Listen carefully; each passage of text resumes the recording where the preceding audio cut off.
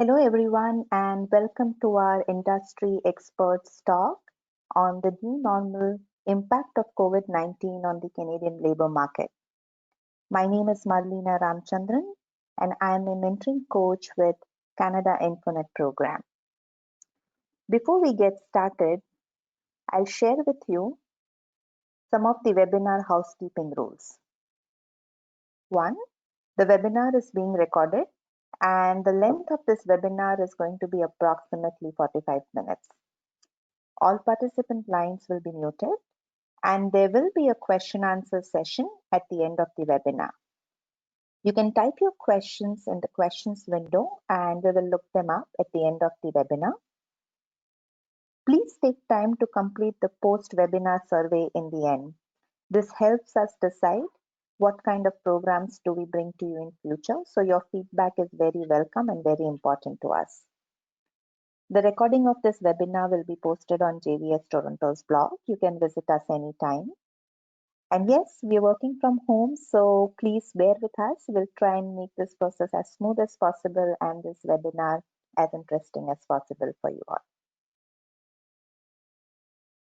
About JVS Toronto and our services, we have over 70 years of experience in helping job seekers reach their potential in 9 locations across the GTA.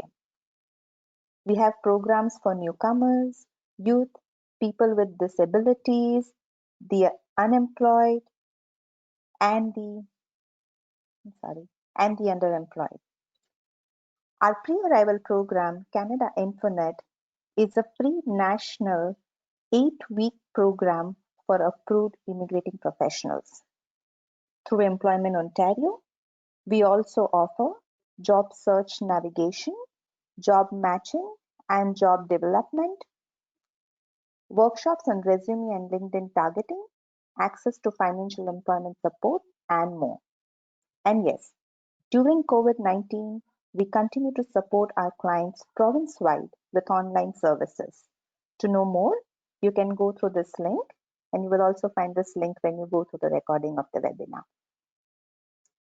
And now, let me invite our guest speaker for today, Tamara Shaw, who's the Manager Recruitment Strategy and Delivery at ARES Staffing Solutions. Over to you, Tamara. Thanks, Marlena. So firstly, I'd like to thank you all for joining me today, and I hope that you're all keeping safe and healthy. I thought I'd start off by telling you a little bit about ARES Staffing and myself. Next slide. So ARES Staffing, we're a Canadian staffing solutions company, and we've been in business for over 20 years here in Canada. We enable strong, fruitful relationships among companies and professionals across North America. We deploy staffing solutions that lead to a heightened quality of business while remaining fully legally compliant, committed to diversity and inclusion. Next slide. So some of the positions that we recruit for include accounting and finance, call center, healthcare, legal, sales, marketing, digital advertising, recruitment solutions, and executive search. We're also a vendor of record with both the provincial and federal government, and we work on both permanent and then temporary assignments for contract positions. Now, a little bit about me. I'm currently the manager of recruitment strategy and delivery with ARES Staffing. I started my career here about 8 years ago, fresh out of university as a technical recruiter and account manager. I now coach, mentor, and manage a team of high-performing recruitment professionals of varying levels of seniority. I pride myself on forming strong professional relationships and providing excellent experience for both candidates and employers through the hiring process and beyond. Outside of work, I'm an avid baker, so when I'm not working, you can find me in my kitchen, usually hovering over my stand mixer, usually covered in a dusting of flour. Next slide. So the impact of COVID-19 on the labor market in Canada is where we'll start today. So the effects of COVID-19 have been drastically different than anything anyone has seen in Canada. The beginning of March went from pretty normal to not, with an abrupt stop in many business operations across the country during the week of March 16th. Since then, over 3 million Canadians have experienced either a total loss of employment or decreased work hours, which is about 10% of the working age population. The stoppage and in some cases the closure of these businesses was due to containment efforts and restrictions implemented by all levels of government to slow down and stop the spread of the virus. With non-essential businesses forced to close and gatherings of people more than 5 banned, many employers have had no choice but to temporarily lay off employees. One other major factor that has dramatically affected the labor market has been the shutting down of all public schools, excuse me, and daycare centers. With children home and no feasible way to obtain childcare, many parents have had no choice but to take a leave of absence from their places of employment. And the impact of COVID-19 is continually evolving, and it's difficult to know what's going to happen over the next few months or even the next year. There is a lot of uncertainty, and all that's unknown adds an extra layer of complexity to an already stressed economy.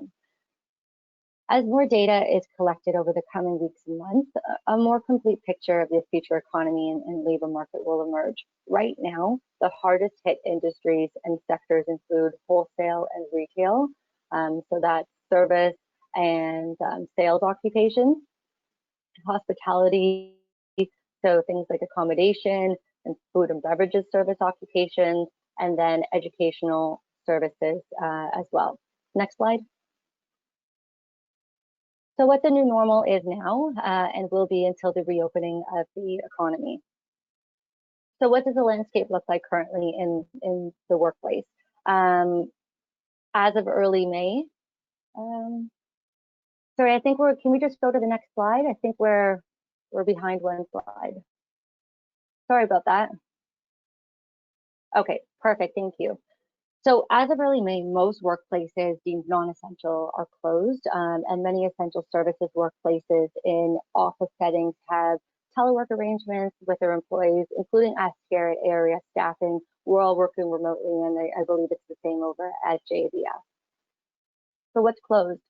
Most retail stores and malls, but most this week, as of this week, some retail stores have been allowed to reopen, although it's not clear yet how many actually will and what the restrictions will be in the store. So, how many customers at a time. Restaurants are not permitted to have sit-in guests, takeout and delivery only, and many other fast food restaurants have chosen to close voluntarily. All schools, including post-secondary institutions, are operating with e-learning and distance learning. And as of this week, schools in Ontario have been cancelled or closed for the rest of the school year, with e-learning continuing. And the majority of office buildings and those working in office settings has also been stopped. So what happens next? The government of Ontario has outlined a framework for reopening the province, and it's called Framework for Reopening the Province, and it can be found online. The opening will be gradual and will be set out in phases. These phases will be staggered with progress monitored and a step back as possible if there's spikes in cases. So the complete timeline for when the economy is fully open and we are back to normal, it's not known at this time. As of this week, we have entered phase 1 in Ontario, which will last a minimum of 2 weeks. So what does this mean for your job search? There are many employers who are still hiring, with new employees doing virtual onboarding and working from home from day one. But there are also many employers who have decided to pause hiring until more is known about the future of the economy and the ability to provide a safe environment for their employees. Next slide. So the future of the Canadian labor market and the economy, it's largely unknown. With new data coming in on a daily basis, it's nearly impossible to gauge how long the effects of COVID-19 on the Canadian economy will last, or really what the short and long-term effects will be. The effects of this downturn in our economy has been like nothing anyone has seen before. The main difference between today and what has happened in past recessions is the fact that COVID-19 has had a profound impact on the ability of businesses in Canada to operate because they're closed. Some businesses, such as small businesses, have been affected more than others in terms of revenue and workforce retention, with significant numbers of layoffs. The Canadian government is trying to offset the economic damages to businesses in different ways with things like subsidies and deferrals. These include subsidies to retain employees by providing wage subsidies or rent deferrals for office and physical business space. In the meantime, what we do know is that there are significant numbers of workers expected to reintegrate into the labor market, and these include workers who were put on a temporary layoff and expected to return back to work when both health and economic conditions allow, or about 6 months. But again, it's not known what will happen during that time. Next slide. So I have a couple of charts that I wanted to share. The first one shows the percentage of businesses that reported the revenues from the first quarter of this year were down by 20% or more compared to last year.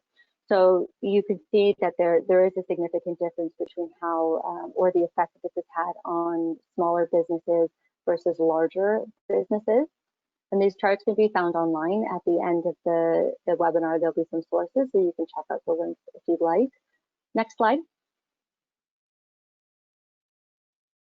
The second chart shows the staffing changes and the layoffs, some of which greater than 80%. And again, it's sorted by number of employees.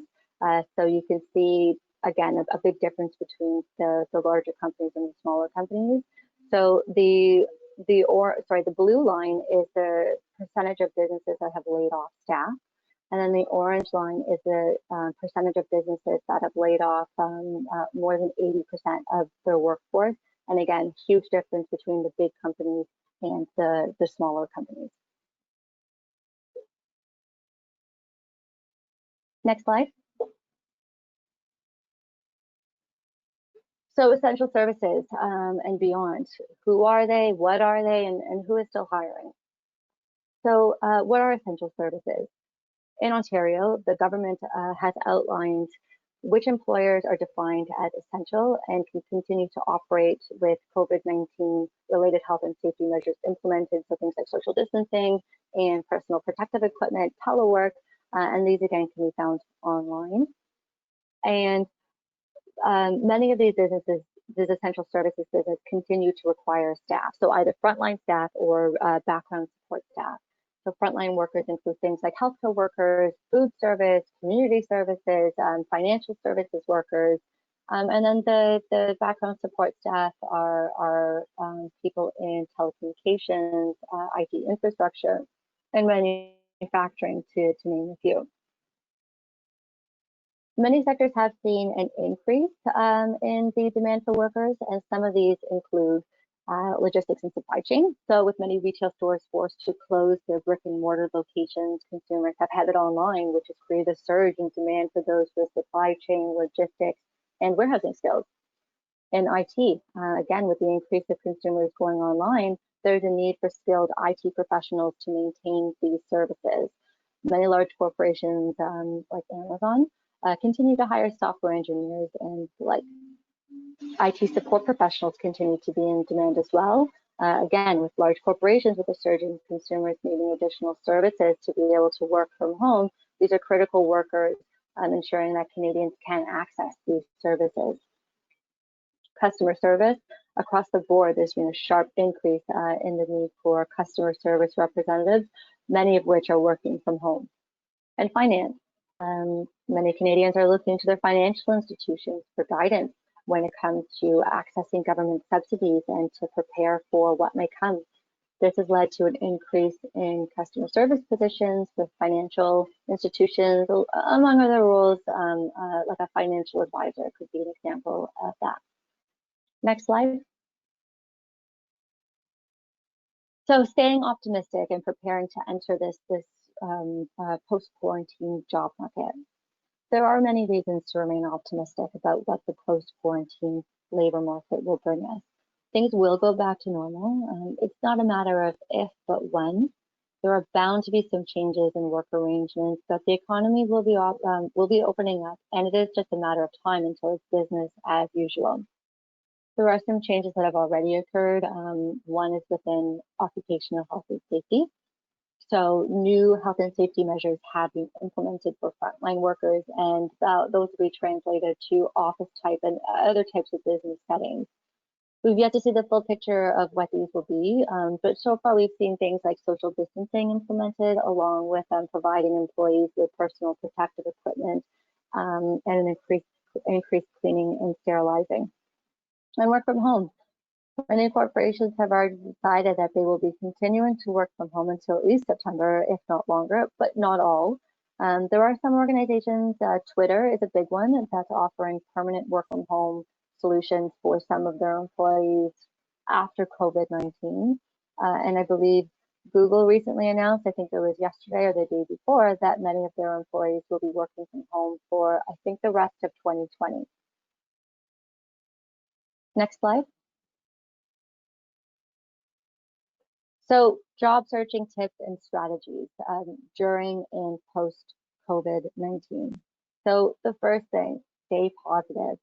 There are many companies that are still hiring, and it is not a lost cause. Keep searching, you will find something. Stay active in your search. Continue to apply online for postings when you see them. New postings are becoming available every day. Continue to check the job boards, browse LinkedIn. Many hiring managers are posting their own open positions. And read the postings when you apply. You're not going to miss out on the opportunity by taking 10 extra minutes to read the posting to know whether or not you're qualified. You can also take a few minutes to draw some parallels between what they're looking for and your own skills. If you have the skills and the experience that's requested in the postings, but they're not on your resume, customize your resume and add those points in. You can use an agency like ARES Staffing or a nonprofit like JDF. The hidden job market is still up and running. For those of you who don't know, the hidden job market essentially means that a position becomes available, but it never hits the general public because a referral or candidate has been contacted because of a relationship they have with whoever's looking for the position.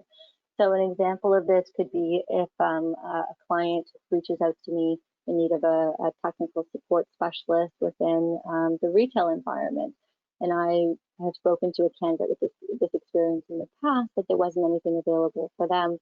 Rather than going out and posting the job online, what I would do is I would reach out to that candidate who I already have a relationship with and put them through the process. So the job filled before it even hits the job boards.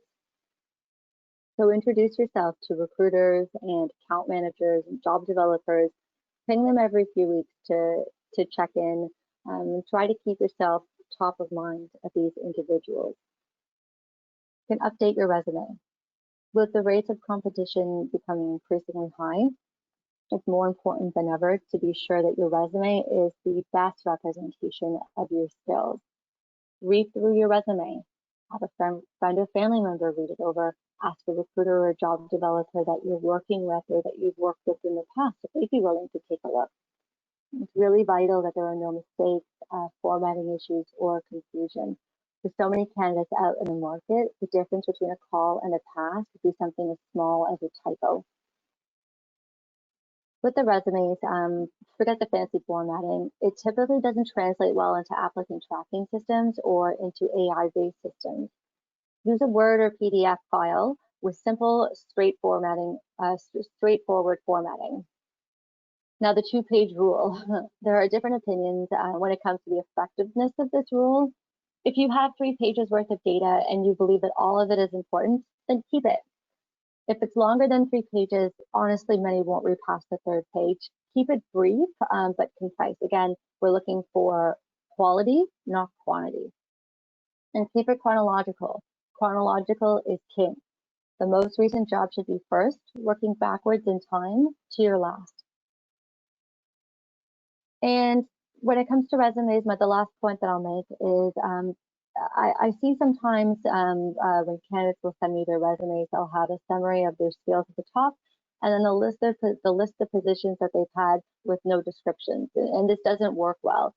Job titles vary from company to company, and without a brief description of the responsibilities that you had in the position, we have no idea what you were doing when you were there.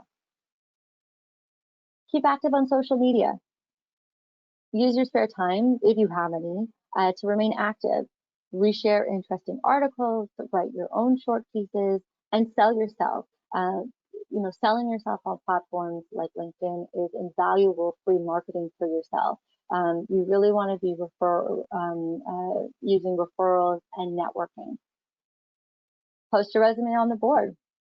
Many job boards such as Indeed and Monster are free for job seekers to post their resumes. Do this. And trust me when I say recruiters spend hours upon hours every day on these boards, scouring and searching for candidates. If you're not on them, you can't be found. And don't apply for every job that you see. One mistake that I see fairly often is candidates who will apply for every job on our job board, from a junior tech support specialist to a digital marketing manager to a business analyst, all at once. Not everyone is qualified for every position. If you're qualified for similar positions, then by all means apply, but don't apply for jobs that you aren't qualified for. And read the job descriptions. Recruiters and hiring managers are still very busy, and the last thing they want to do is call somebody who applied for a bilingual position only to find out after calling the candidate that they are in fact not bilingual. It doesn't make a good impression. Remember, quality, not quantity, is key. And finally, take a break. If you feel your eyes burning, staring at the screen, walk away. Take a break, have a snack, go for a walk and get some air, and then come back. Knowing when to take a break can make a huge difference. It lets you reset so that when you get back to your search, you have a clear and focused mind. So you got the call. Great. Now what? You see your phone ringing and it's the call that you've been waiting for. Make sure that you're in the right place to take that call. If not, let it go to voicemail and call back as soon as you're able to. Your aim is to make the best first impression. And that can be really difficult to do if you're driving, if you're in line at the grocery store with a mask on and your voice is muffled or there's background noise. So if you aren't in the right place to take the call, let it go to voicemail. And keep track of where you've applied so that when you do answer the phone or you do call that person back, you know which position the call is for and which company. Now the interview. So you've done well on the phone screen and you've gotten the interview. Many companies are conducting virtual interviews right now. Not all, but most. So make sure that you're all set for the video interview before you get the invitation. Does your camera work? Does your microphone work? The speakers work? Try doing a test run with a family member or a friend to test these out. The recruiter you're working with will also most likely be happy to do a test run with you as well. I do this all the time. I'll do a test run with my candidates before their interview just to make sure that everything is working. It's always better to figure out that there's a problem, a technical problem beforehand, and be able to fix it than spend the first 10 minutes of the interview trying to figure out why the interviewer can't hear you. Be ready to sell yourself. Create and practice an elevator pitch. This should be a couple of sentences long and summarize what you bring to the table. For a video interview, the background is key. Many candidates are so preoccupied with making sure that they're ready for the interview that they forget about the pile of overflowing laundry or unmade bed in the background. These small different details can make a big difference when it comes to how an interviewer will perceive you. Don't give the interviewer a reason to be distracted by something behind you rather than what you're saying. And remember to look at the camera, not the screen. It will help. It'll help the interviewer feel like they're making a connection with you rather than just talking to somebody on a computer. Keep a copy of the job description and your resume with you, and give both a really good read before the meeting. If the interviewer asks a question that's pulled directly out of your resume, you should know what they're talking about and what they're referring to. Be ready to verbally trace your resume and provide explanations from job to job. This is fairly standard for most interviews, and there's a good chance that you'll have to do this. Be prepared to smoothly explain gaps or any changes that you've had in your career. And you want to get to the point. Your answer should be straightforward and answer the question that has been asked. It shouldn't take longer than a couple of minutes. You can always ask, the interviewer, did that answer your question? If you're unsure of whether or not you nailed it. This will give the interviewer a chance to reflect on what you've said and dig in deeper if they need to. It's almost like a second chance to ask a question. And you're going to want to use direct verbs. Talk about what you contributed and what your role was versus what the team did or what the company did. The interviewer wants to know what you were doing and what your accomplishments were. This is a common mistake I see with candidates when they're talking about a previous position that they've held. And it's a hard thing to keep in mind if you're used to explaining what the team did or what the company did. Do your homework on the company. Make sure you understand what the company does, how big they are, where the office is, what the commute will be like for you. You can look up the interviewers on LinkedIn to better know what their background is. You may even have some common connections with them. Did you go to the same school, the same program? Do you have common interests? Those types of things that you can then relate to the interviewer during the interview. And have your questions ready. Asking questions demonstrates that you've put thought into the interview, the position, and the company. Have 3 to 5 questions ready to ask the interviewer at the end of the interviewer. It's standard for them to ask you if you've had any questions, and you most likely do have some. You want to be in a decision-making position yourself after the interview, and you'll need to gather information from the interviewer to be able to do this.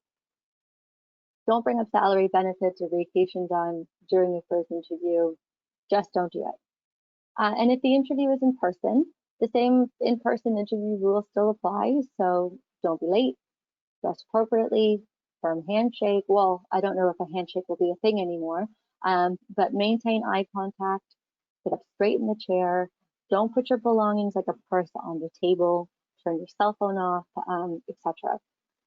And bring a couple copies of your resume with you. Make sure they're in a folder, that they're not folded or crumpled. And if there's more than one page, make sure that it's stapled. And dress appropriately.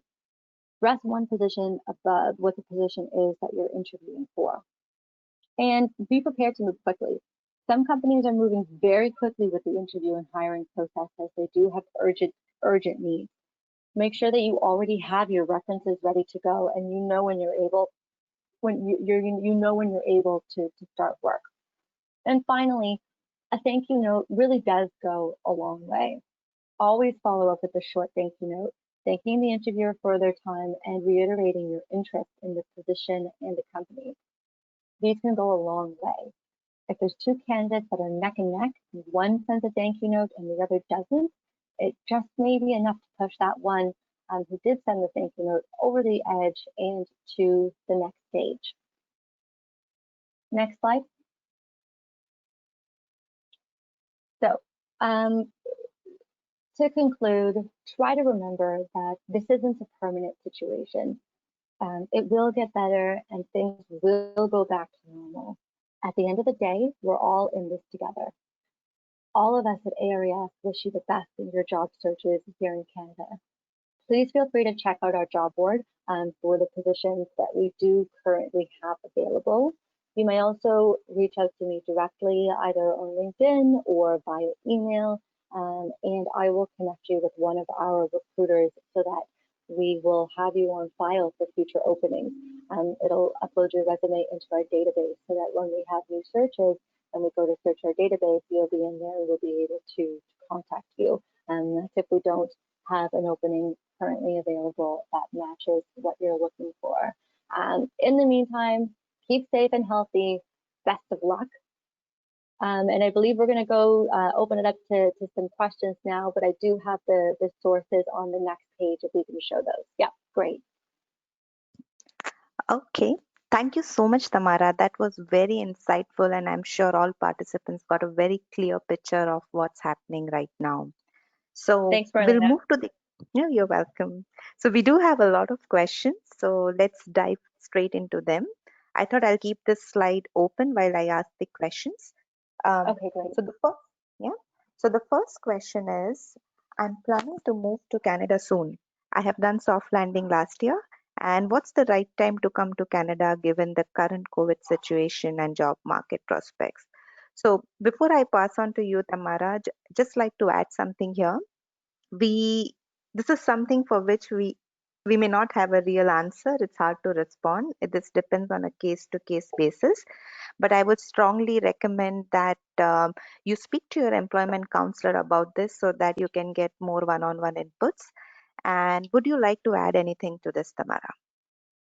Yeah, it's a really difficult question to answer. We just don't have enough information about what's going to happen in the future. Even with the phase one opening here in Ontario, it could last for 2 weeks or it could last much longer. So what we're doing at ARES Staffing and what we're recommending is to follow the government guidelines, follow what the government of Ontario and the government of Canada is recommending. They're really the best sources for that type of advice right now. I'm just unable to give a concrete answer on an individual basis of what somebody should do in terms of when they should come to Canada given the current situation. Okay, thank you. So the next question is, which industries do you think would offer work from home opportunities, which are more likely to do that? That's a really great question. We're seeing right now across the board, unless the position requires the person to be physically in the office, so say, for example, a warehousing role or manufacturing or somebody working in the front lines, the majority of positions that we're seeing are working from home, and it's not industry or sector specific. So many, even call center positions for customer service representatives have been moved to work from home. So I'd say the vast majority right now are work from home, but when you're applying for the position, you can always look on the posting to see what they say. And that's a great question to ask if you get to an interview of what the company's current policy is for working from home during COVID, and if they know when they'll be coming back to the office. Awesome. So the next question is, would you like to share any tips for people who are currently outside the country about how do they go around applying for jobs, since they're still not in Canada? Any tips on that? Yeah, so I think there's a couple ways to go about it. Obviously, still apply for the positions that you're interested in here in Canada.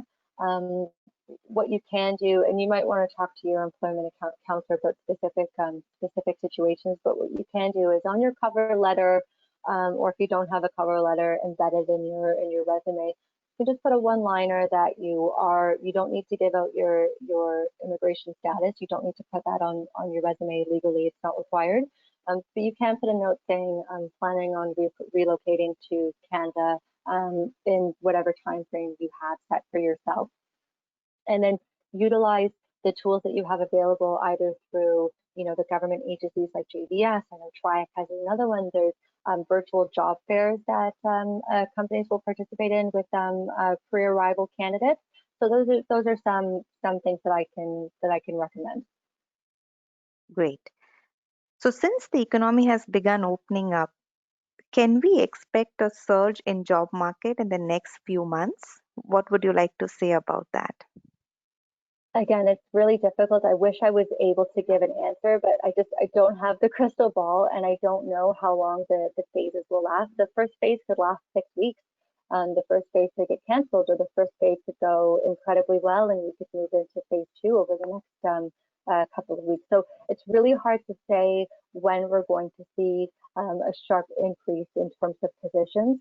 What I have been seeing, though, is there has been a bit of an increase in terms of companies reopening positions, meaning that a couple months ago when we were in late March, early April, there was a lot of unknown. We didn't know what the restrictions were going to be, how long they would be implemented for. We really didn't have the data.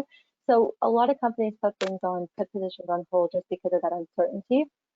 Now we're seeing companies that are settling into the work from home. They've got the work from home and telework infrastructure set up, and they're saying, okay, we can do this. We have our people working from home. It's going well. We have these business needs that need to be answered to. Let's start hiring. We'll do virtual onboarding, and then people will work from home from day one with computers or equipment that they need that would be couriered to them. So we are seeing a bit of an increase, but in terms of how long it will take for a sharp increase or what will happen over the next couple of months, I just don't know. Yeah, yeah. I think all of us are just waiting to see what would happen, but thanks for sharing that. So the next question, I know you've answered it in part, but I'm still raising that question in case you'd like to add something to it. So the question is it okay to avoid mentioning my address since I'm outside of Canada? And but do I at least mention my Canadian number on my resume so that the employer can call back easily? Would you like to add anything to what you previously said? Yeah, so I mean, there's no requirement to there's no legal requirement in Canada to put your physical location on a resume. I know a lot of candidates will put the location or the country where the company was in which they work, but you don't need to do that. You can put your name and your phone number and your email address, and that's it. There's really no requirement. That being said, when you are speaking with the employer, when you do get the call, you should be transparent about your situation and when you'll be planning to arrive, or how long it will take for you to arrive once you receive a job offer. And again, that you are legally entitled to work in Canada, but you do not need to disclose what your immigration status is, just that you are currently legally eligible to work in Canada. Okay. So now that we spoke about job fairs, the next question is about job fairs. Is attending job fairs a good idea? Any particular online job fair that you would recommend our participants attend? Sure. So we participate, ARES staffing participates in these virtual job fairs all the time, and there's tons of other employers, including large financial institutions and large consulting companies that participate in these virtual job fairs as well. We at ARES, we have a personal success story from it. One of our teammates, she had participated in a virtual job fair through JBS prior to arriving in Canada, which is where she got to know about ARES staffing. And she did reach out to me after she had arrived, and we ended up hiring her, and she's been doing amazing. So I definitely encourage these virtual job fairs. I mean, really, at the end of the day, you have nothing to lose, because if you come out of it and you don't have any leads, you're really in the same place that you started off with before you participated. In terms of which job fairs, ARES has participated in the JVS virtual job fairs, and I mean, I highly recommend those. I have nothing but great things to say about the JVS virtual job fairs. Oh, that's great to know that you hired someone to the job fair. That's We definitely good did, news. yeah, we did last year. Awesome. So, as far as ARS is concerned, which industries do you mostly hire for and which provinces? For ARES specifically, I'm sorry? is Which it for industries? ARES specifically? Which Okay, industries? so sure. We place candidates across the country. So in large and small cities across the entire country, and then we also work on some positions into the U.S. as well. In terms of industries, it's really all industries: um, uh, finance, IT, manufacturing, retail, advertising, and digital advertising. We work in the majority of industries. In terms of positions, our focus is usually IT. I'd say 90% of the positions that we work on are in the IT sector, but we do work with other opportunities and other positions as well, sales, even warehousing positions. Every once in a while, we'll help fill those as well. Excellent. I think that was a great presentation. And we have one last question for you. Just Okay. give me 1 second. There are so many. Just give me 1 minute. Okay, so the one last question that we have is, what are benefits like emergency relief available for newcomers who, like myself, were invited to come in despite COVID-19? because our COPR was pre-March 18th. So just before you answer that, I just wanted to add that there are several federal and provincial resources available, but I would recommend that you all speak to your employment counselor and get specific details around that. And please remember, these are unprecedented times, and you'll have to decide based on your personal financial situation. And Tamara, would you like to add anything on that for that question? I'm not an expert when it comes to the benefits that are offered for individuals either that are already here in Canada or who are yet to arrive. I just don't know. I haven't looked into it. I just don't know. I do know that the government of Ontario and the government of Canada, they do have a lot of information. Excuse me. They do have a lot of information on their websites about what is available and to who and what you need to qualify. So I would recommend go to the government's websites, the official government of Canada and the provincial government websites, and they also have phone numbers. It's from what I've heard, it can be a lengthy wait time to get through to the government, like Service Canada, Service Ontario, to speak with them. But if you call them, they'll be able to give you an answer for your specific situation. Okay, I know I said last question, but we got one more which came in. So I've That's got okay. one more question for you. Any social media strategies for job search that you would like to recommend? Yeah, so LinkedIn is a big one. Obviously, LinkedIn it can be a huge resource. What I would recommend is be active. So when you're on LinkedIn, you can like and share and comment on articles that you see or posts that you see that are available. You can also post a blurb about yourself and ask your network to share that as well. That would be the big one. You can obviously use other social media sites as well. Maybe go into your Facebook or your Twitter, Instagram, or whatever else you use, and you can put it out to your network. Say, I'm looking for this type of a job. Does anybody know anyone? Right?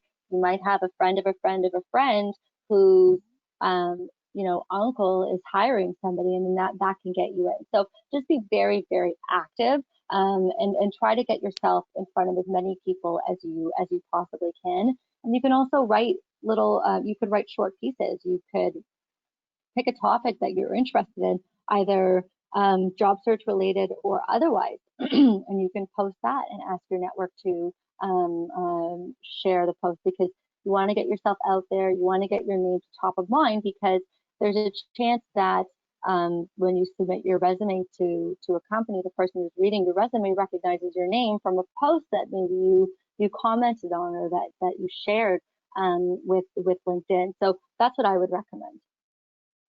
Awesome. So that was indeed the last question, Tamara, and we enjoyed listening to your presentation. A lot of useful insights, and I'm sure all our participants learned a lot about Canadian labor market today.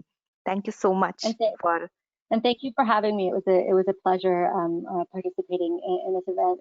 And again, I just want to wish everybody the best of luck in their job search, and don't lose faith or lose hope in the search. Just keep active, and you will find something eventually. Thank you once again, Tamara, and thank you everyone for participating in this webinar.